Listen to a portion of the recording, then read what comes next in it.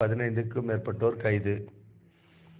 வேலூர் மாவட்டம் வேலூர் அண்ணா கலையரங்கம் அருகே தீபமேற்றி அஞ்சலி செலுத்துவதற்காக போலீசாரிடம் அகில இந்திய பாரத அமைப்பினர் அனுமதி கேட்டனர். போலீசார் அனுமதி அளிக்காத நிலையில் இதனையும் மீறி 2019ஆம் ஆண்டு புல்வாமா தாக்குதலில் உயிரிழந்த இராணுவ வீரர்களுக்கு தீபம் ஏற்ற வந்த அகில பாரத இந்து மக்கள் அமைப்பினர் 15க்கும் மேற்பட்ட போலீசார் கைது செய்து வேலூரில் உள்ள தனியார் திருமண மண்டபத்தில் அடைத்தனர். இதனால் அப்பகுதியில் சிறிது நேரம் பரபரப்பான சூழ்நிலை காணப்பட்டது.